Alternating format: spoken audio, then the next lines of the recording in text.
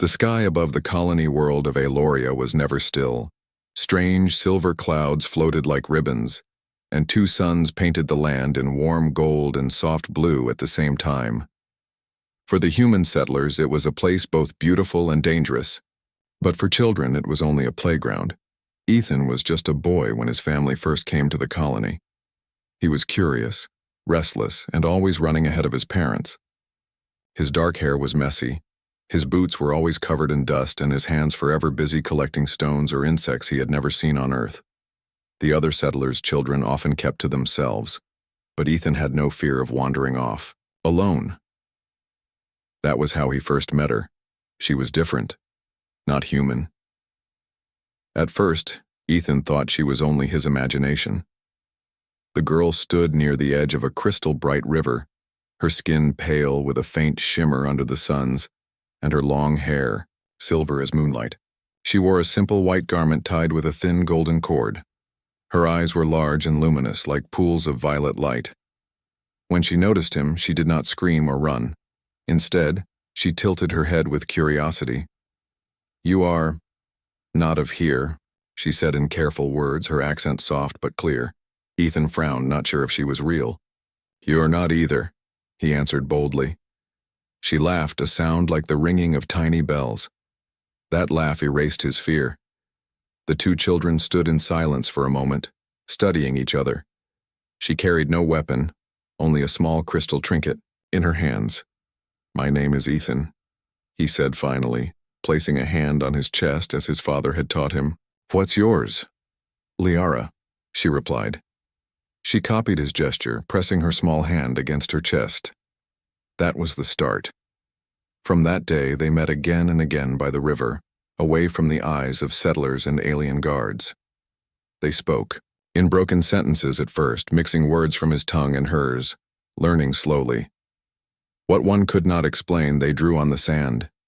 Ethan showed her how humans skipped stones across water, and Liara taught him how to climb the tall crystal leaf trees without slipping. They played games neither had names for, inventing rules as they went along. Time meant little to them. Days passed into weeks, weeks into months. They shared food, fruit she gathered from the wild and pieces of bread he sneaked from his mother's kitchen. They shared secrets. Ethan told her how he missed Earth's skies, and Liara confessed how she often felt lonely in the palace where she lived. One afternoon, after hours of chasing each other around the tall rocks, they sat together, catching their breath. The two suns dipped lower, and the sky glowed in shades of violet and orange. Liara's hair caught the light, shimmering like woven silver. Ethan watched her quietly, thinking she looked like a figure out of a storybook. "Why are you looking at me like that?" she asked, her tone half playful, half shy. Ethan shrugged.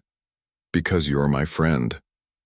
Liara smiled, but there was sadness in her eyes.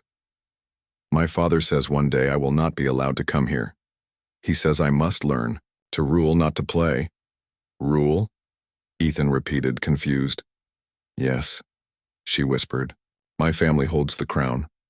One day I will be queen, and when that happens, I may never see you again."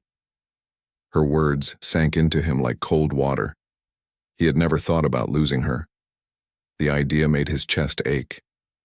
He looked at her serious face, then blurted out the first thing that came to his mind. "Then I'll marry you." Liara blinked, startled. "Marry?" "Yeah," Ethan said quickly, nodding.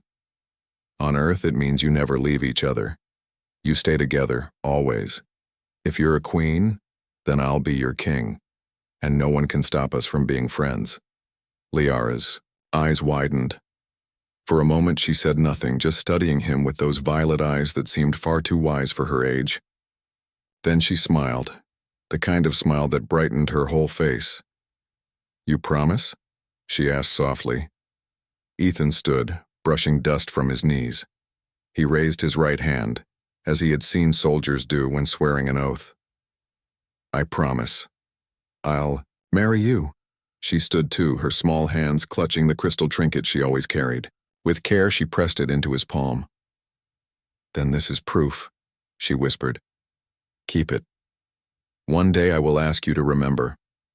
Ethan stared at the shining crystal in his hand, unsure what it truly meant, but he closed his fingers around it. He felt the weight of his own words, though he was only a boy.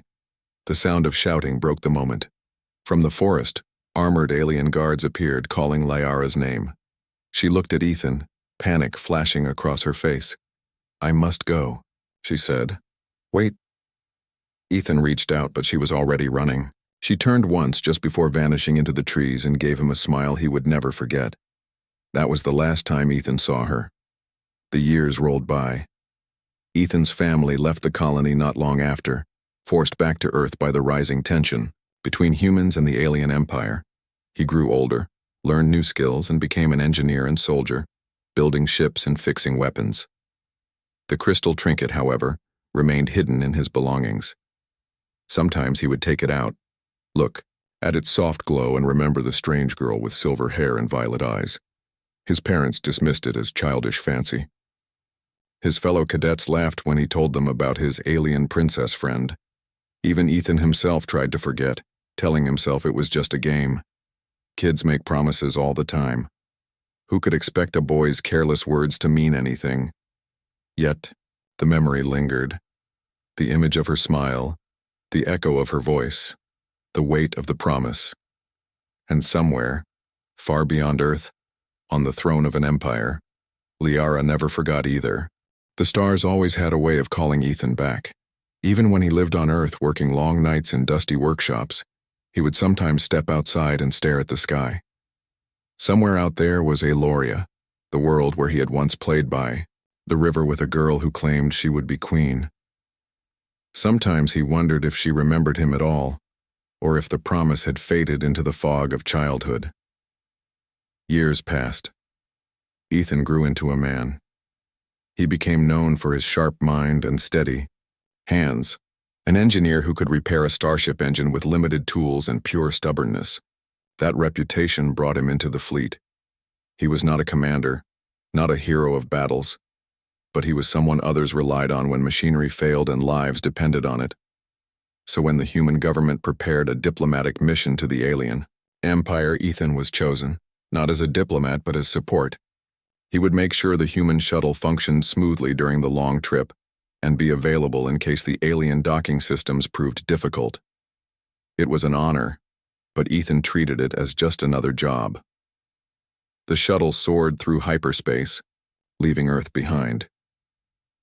Ethan sat by the viewport, watching streaks of light bend around them. He carried little with him: a toolkit, a uniform, and in the inner pocket of his jacket, the small crystal trinket Liara had once given him. He told himself it was only for luck, though he could never quite explain why he had kept it all these years. The destination was the imperial capital of the alien empire, known as Arendor.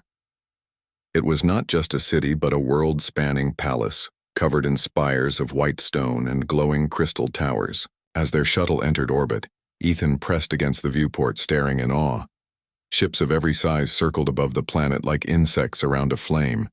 "Impressive, isn't it?" said Ambassador Caro, the stern man leading the mission. "Remember your place when we land. These people are proud. They will test us at every step." Ethan nodded. He had no desire to speak out of turn. He was here to fix machines, not argue politics. The shuttle descended through layers of clouds, landing on a platform carved of shining black stone. Soldiers in silver armor stood in neat rows, their spears and blasters gleaming. The humans disembarked, greeted by alien officials in flowing robes. The air smelled faintly of spice and metal, and the alien language echoed across the courtyard. Ethan followed the group, eyes wide, heart racing with the thrill of standing on a world he had only seen in memory.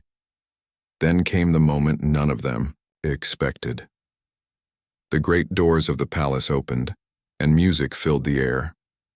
Out stepped a young woman dressed in royal garments of white and gold, her crown shaped like entwined wings of crystal. Her long silver hair shimmered in the twin sunlight of Arendor, and her violet eyes scanned the delegation with calm authority. Ethan's breath caught. Liara. She was older now, a woman grown, yet still unmistakably the girl he had known. She moved, With grace, her steps light but filled with confidence. The guards bowed low and the officials bent their heads. She did not bow. She stood as queen. The humans lowered themselves respectfully except Ethan, who froze. His heart hammered. She looked different, stronger, more regal. But her eyes, those eyes were the same. Her gaze swept over the group, cold and formal. Then, it stopped on Ethan. For a heartbeat, her mask cracked. Her lips parted in surprise, her eyes widened just slightly, and in that instant, he knew she remembered. The moment passed quickly. She straightened, her expression smooth again, but when she spoke, her voice rang across the courtyard like clear bells. "Welcome, envoys of Earth," she declared. "I am Queen Liara of Arendor, heir of the Crystal Throne. You stand in my halls as guests of the Empire." The ambassador stepped forward with a polished bow. "Your Majesty, we bring greetings from the Council of Earth and hopes for peace between our worlds." Liara nodded, listening politely, but her gaze kept returning to Ethan. The ambassador spoke for several minutes, his words carefully chosen, yet Ethan felt the weight of her stare pressing on him. Finally, she lifted a hand, silencing the officials. "This one," she said, pointing directly at Ethan. Ethan stiffened. Every head turned toward him. "He is not dressed as a diplomat," Liara continued. "And yet, he carries something I recognize." Ethan's throat tightened. Slowly, with trembling fingers, he reached into his jacket and drew out the crystal trinket. Its faint glow shimmered in the sunlight. Gasps spread through the alien officials. Liara's lips curved into a small smile. "Yes, I remember. That belongs to me. And so does he." The humans stared in confusion. Ethan felt his legs weaken. "What do you mean, Your Majesty?" the ambassador asked carefully. Liara's eyes never left Ethan. "Long ago, by the river of Aeloria, this human gave me his word. He swore to remain by my side always. He swore to marry me. And in the law of my people, such a vow cannot be broken, not by time, not by distance. He is bound to me." The courtyard erupted in whispers. Guards shifted uneasily, and alien officials exchanged sharp glances. The humans looked at each other in shock. Ethan wanted to speak, to protest that it had only been a child's promise, a game. But his mouth refused to open. Liara's violet eyes pinned him in place. He remembered her face as a girl, the sadness in her voice when she said she might never see him again. He remembered raising his hand, swearing he would marry her. Ethan began, but Liara raised a hand. "You will speak later," she said firmly. "For now, you will stand with me. This audience is finished." With that, she turned, her cloak swirling behind her, and walked back into the palace. Guards stepped forward, surrounding Ethan. The ambassador tried to protest, but the officials silenced him with raised hands. Ethan was led away, heart pounding, mind racing. He could barely comprehend what had just happened. One moment, he was a simple engineer, just another man on a diplomatic mission. The next, he was being claimed by the queen of an empire. Inside the palace, the halls glowed with living crystal, walls shifting like frozen light. Ethan was brought to a private chamber where Liara stood waiting. When the guards left them alone, she turned and finally allowed herself to smile. Not the cold smile of a queen, but the bright, genuine smile of the girl he once knew.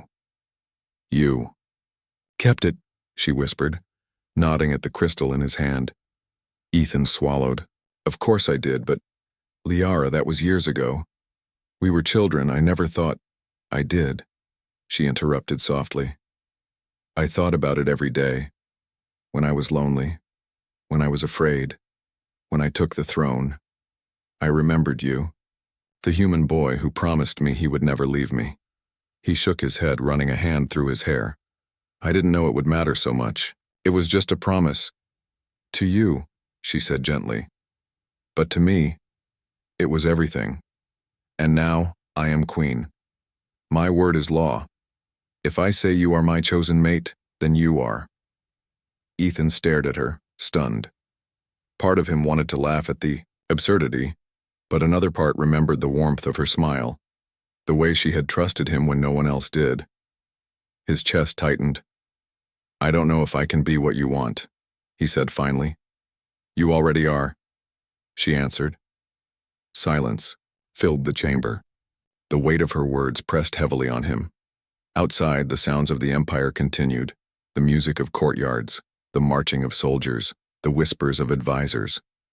Inside, Ethan felt as though he had stepped into a story far bigger than himself. He was no longer just an engineer. He was a man bound by a promise he had made as a boy. And now, the queen of an empire demanded he keep his word. The palace of Arendor was unlike anything Ethan had ever seen. Its endless halls of glowing crystal twisted and bent like living veins of light. Courtyards opened to gardens where silver trees reached toward the sky, and fountains poured water that shimmered like liquid stars. Everything seemed designed to remind him of how small he was compared to the Empire's greatness. But it was not the size of the palace that weighed on him. It was the queen, Liara.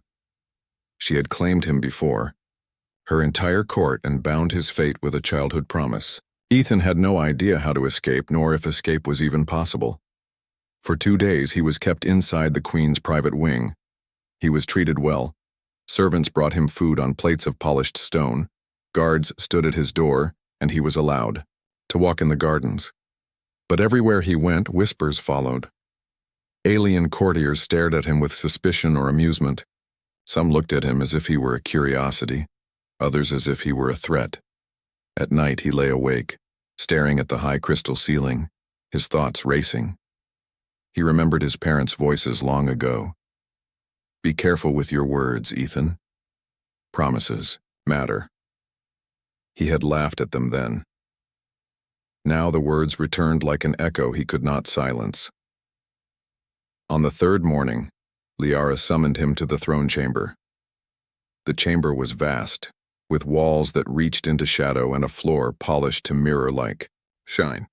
The throne itself was carved from a single block of white crystal, glowing faintly as though lit from within. Liara sat upon it, wearing a crown that curved like wings around her head. Her silver hair fell in perfect strands over her shoulders, and her violet eyes shone with calm certainty. Around her stood dozens of advisors, warriors, and nobles. Their robes and armor gleamed, and their whispers filled the air. When Ethan entered, a murmur spread through the crowd. A human, plain in his simple uniform, standing among the most powerful people in the Empire. It was something few had ever seen. Liara raised her hand, and the chamber fell silent. "This human," she said clearly, her voice ringing across the chamber, "gave me his word in the innocence of childhood. That word binds him still. Yet some among you question whether he is worthy of standing beside your queen." Her gaze swept across the room, then returned to Ethan. "So he will prove it." Ethan blinked. "Prove it? How?" A tall noble stepped forward, his robe heavy with gold embroidery.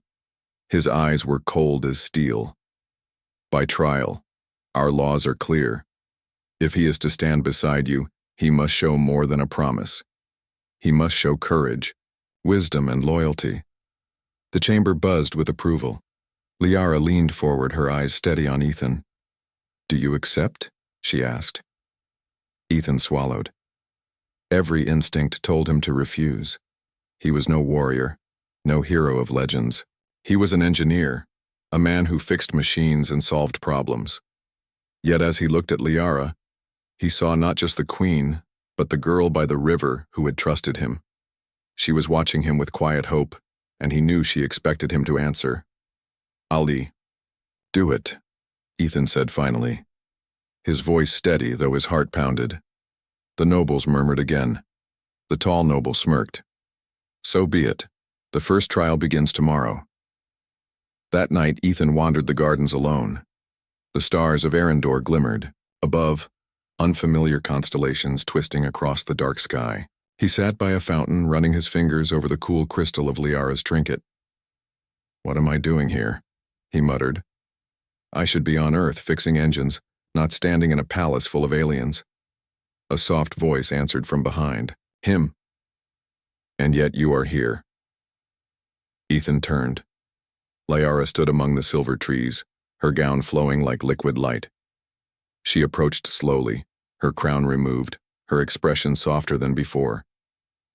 "I didn't ask for this," Ethan said quietly. "I didn't know a child's words would follow me here."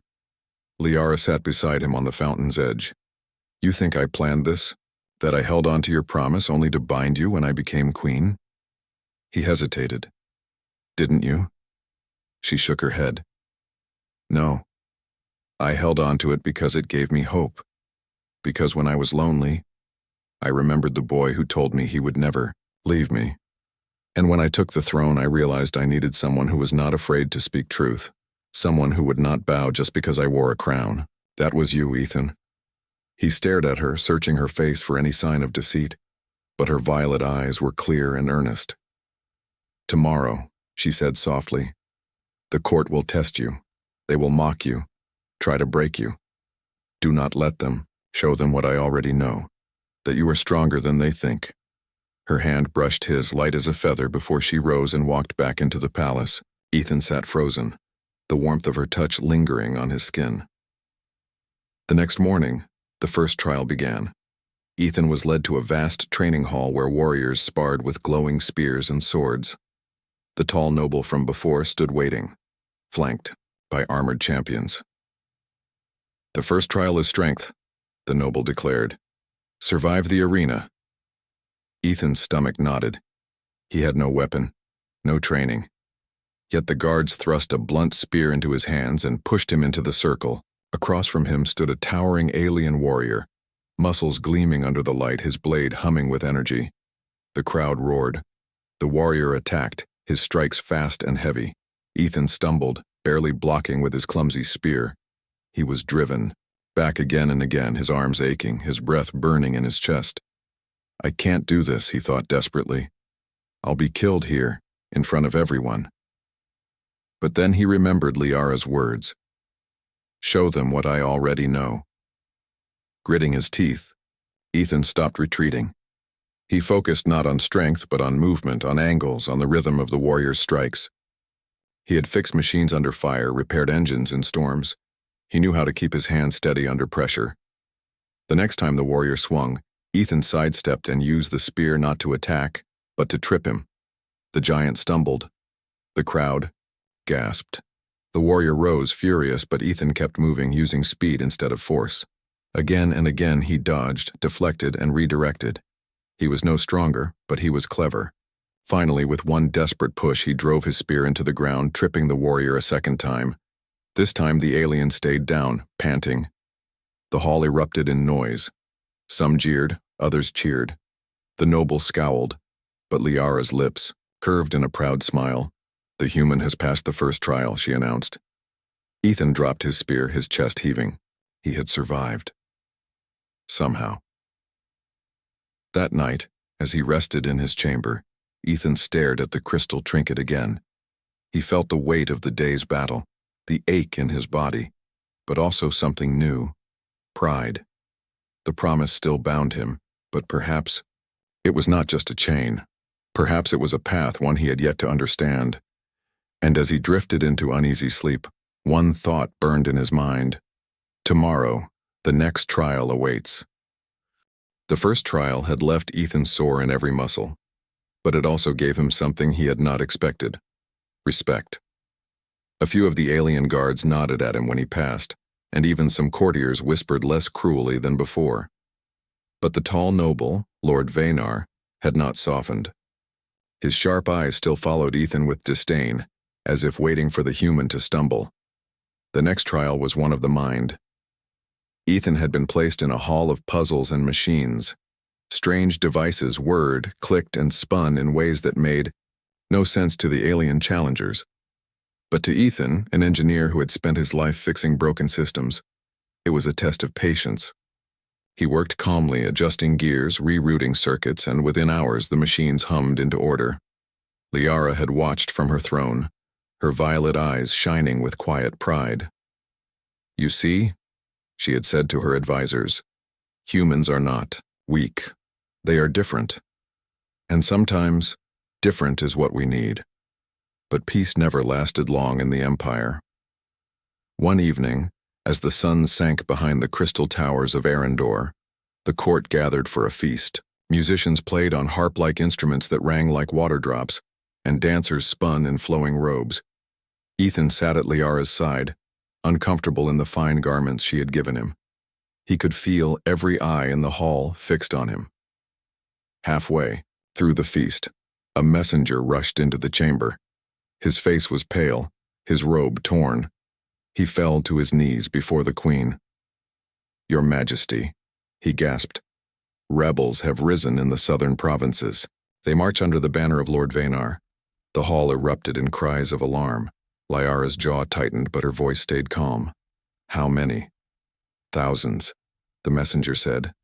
"They march toward the capital even now." Ethan's stomach sank. He glanced at Vanar's empty chair. The noble had not attended the feast. Now Ethan understood why. Liara rose from her throne, her presence commanding silence. "Summon the guards. Prepare the city's defenses. If Vanar wants the crown, he will learn that betrayal carries a heavy price." Her words brought cheers, but Ethan saw the fear in the eyes of her advisors. The rebellion was not a small matter. It threatened the throne itself. That night, Liara called Ethan to her war chamber. A massive map of the Empire glowed across the table, shifting lights showing troop movements. Generals argued in sharp voices, proposing strategies. Ethan stood quietly at the edge, unsure why he had been summoned. Finally, Liara turned to him. "Ethan, you see things differently. What would you do?" The general scoffed. "He is a human. He knows nothing of our wars." But Liara silenced them with a raised hand. Her eyes never left Ethan. He studied the map. He was no soldier, but he understood systems, patterns, and weak points. He noticed the rebels' supply lines stretched thin across mountains. He pointed to the glowing marks. "Cut this path. Without supplies, they'll slow down. And if you strike here," he tapped a valley route, "you can trap them between two forces." The generals frowned, skeptical, but Liara's lips curved in a small smile. "Wise, not strength but strategy. That is how wars are truly won." Ethan flushed, surprised by her praise. He had only spoken what seemed logical, but Liara had treated it like wisdom. Days later, the battle reached the capital. Ethan found himself in armor, standing with the Queen's Guard on the palace walls. He could hardly believe it. Only weeks ago he had been a simple engineer, and now he stood in the heart of an alien war. The night sky burned with fire. Rebel forces clashed against the city gates, their shouts echoing. Arrows of light streaked through the air. The walls shook under the weight of siege engines. Ethan's hands trembled on his borrowed spear. He had never been in real battle. Fear coiled in his chest. But when he looked down the wall and saw Liara standing tall in her golden armor, her silver hair catching the firelight, something in him steadied. If she could face this without flinching, so could he. The fighting raged for hours. The rebels surged again and again, but the Queen's forces held the line. Ethan fought clumsily, using more instinct than skill, but he managed to push back enemies that climbed the walls. He thought often of his training, remembering to move quickly rather than fight with raw strength. But then came the betrayal. From within the palace itself, a group of guards turned their weapons not on the rebels but on their own comrades, hidden traitors, loyal to Vanar. They struck suddenly, cutting down defenders and opening the gates from inside. Chaos erupted. The rebels poured into the city. Flames spread across the streets. Ethan found himself separated from the main force, dragged into the throne hall by a small band of traitors. Liara was there, cornered. Her crown gleamed in the firelight, her blade raised, but she was outnumbered. The traitors closed in, their weapons ready to strike. Ethan's blood turned cold.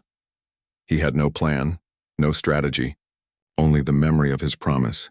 He charged forward, grabbing a fallen shield. He threw himself between the Queen and her attackers, blocking their blows with desperate strength. Pain seared his arm where a blade struck, but he did not fall.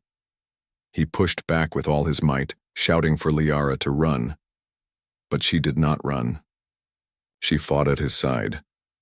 Together, Human and queen stood back to back, fending off the traitors. Ethan's movements were clumsy, but his determination was unshakable. Liara's strikes were precise, her every motion graceful and deadly. At last, the loyal guard stormed in, driving the traitors away. The hall filled with shouts as the rebellion was crushed. Ethan collapsed to his knees, breathing hard, blood staining his sleeve. Liara knelt beside him, her violet eyes wide with both fear and relief. "You fool," she whispered, pressing her hand against his wound. "Why would you throw yourself in front of them?" He looked at her weakly, managing a tired smile. "Because I promised I'd never leave you." For a moment, her royal mask fell away. She cupped his face in her hands, her eyes shining with something deeper than duty. "And I promised I would never forget." By dawn, the rebellion was broken. Lord Vaynor was captured, dragged in chains before the throne. The city still smoldered, but the people cheered when Liara appeared on the balcony, unbroken and victorious. Ethan stood at her side, his arm bandaged, his body exhausted, but his spirit strangely light. He had survived the fire of battle. He had protected her. And though the promise weighed on him, he no longer felt it as a burden alone. As the cheers rose, Liara's hand brushed his, hidden from the crowd. She did not speak. But Ethan understood. They were no longer just a queen and a human. They were something more. Bound not only by childhood words, but by choices made in the fire of war. The city of Arendor was quiet again.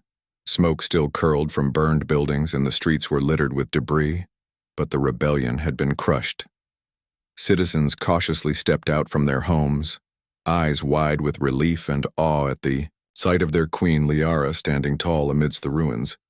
Ethan walked beside her, his bandaged arm a reminder of the night's chaos. Every step he took felt strange. He had survived battles he never imagined facing, saved a queen from death, and yet he could not shake the sense of disbelief.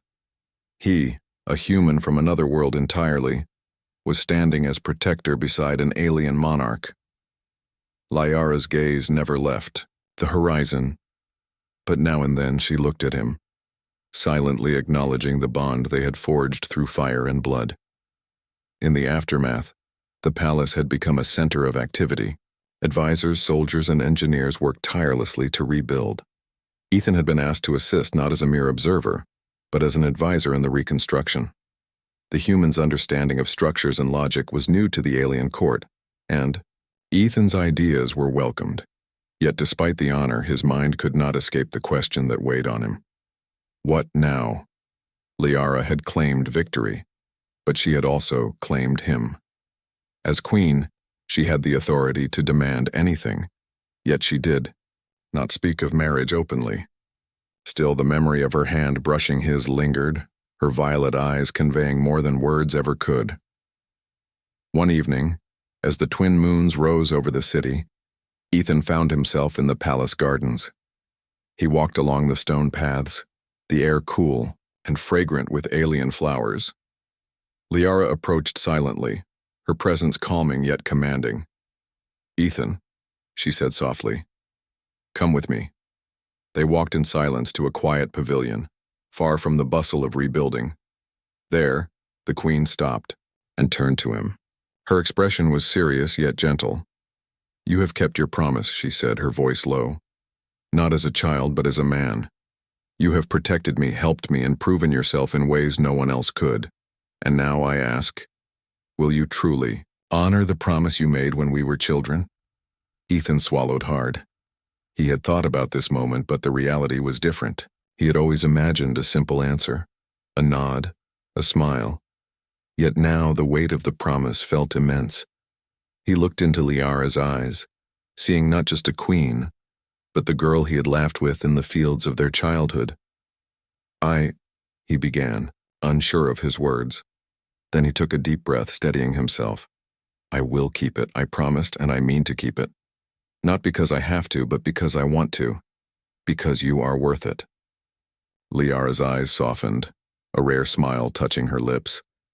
She reached out and took his hand, small against her own. yet it felt perfect. "Then we shall face the future together," she said. The following days were filled with preparations. The Tiu court buzzed with whispers and speculation. Nobles debated the unusual match, a human marrying a queen. Some were cautious, some openly disapproving, yet Liara's authority was absolute. She had chosen Ethan, and her word was law. Ethan, meanwhile, found himself learning more about alien customs, from court etiquette to the ceremonial robes he would wear. It was strange and sometimes overwhelming. But Liara guided him patiently, her hand often brushing his, a reminder that he was not alone. One morning, Liara led him to the highest tower of the palace. The view stretched over the city, the mountains, beyond, and the distant ocean that glimmered under the sun's light. "This," she said, her voice carrying over the wind, "is your new world, Ethan. One you have fought for, and now one you will help protect." Ethan looked out, seeing not just a city, but a people who had trusted him in a way he never expected. A sense of responsibility settled on him, heavier than any weapon he had wielded. But alongside it was pride. He was part of something greater than himself, a bond that transcended worlds. The wedding ceremony was held beneath the twin moons, in a courtyard rebuilt to its former beauty. Citizens gathered, cheering and throwing petals. Aliens of every rank, color, and shape attended, curious to witness the union of a human and their queen. Ethan stood at the center, dressed in ceremonial armor polished to a reflective sheen. He felt nervous, his hands slightly shaking. Beside him, Liara approached, her golden robes flowing, crown perched on her silver hair. She looked radiant, commanding, and familiar all at once. As she reached him, she smiled, her violet eyes locking onto his. "Are you ready, Ethan?" she asked, her voice both gentle and firm. He nodded. "For you. Always." The ceremony was brief, solemn, and beautiful. Liara recited vows in their childhood tongue, mixed with the formal language of her court, pledging loyalty, honor, and care. Ethan responded, his voice steady, promising protection, partnership, and love. When they exchanged rings, simple bands forged from metals of both their worlds, the crowd erupted in cheers. Ethan felt the weight of responsibility, the joy of commitment, and the warmth of connection all at once. After the ceremony, the celebrations continued late into the night. Music, laughter, and dancing filled the palace halls. Ethan moved among the guests, still awkward in the social formalities, but Liara stayed close, guiding him, whispering encouragement, her hand never leaving his. Later, as the festivities slowed, Liara led him to a balcony overlooking the city. The stars were bright, the moons casting silver light on the rooftops. "You've done well, Ethan," she said softly, leaning against the railing. "You kept your promise, not as a child, but as the man I needed." Ethan took her hand, holding it firmly. "I didn't do it for you because you're queen," he said. "I did it because you're you, and I will continue to do so every day." Liara smiled, a rare, unguarded smile. "Then perhaps," she said, "our journey is only beginning." And indeed it was. The weeks that followed were filled with rebuilding and learning.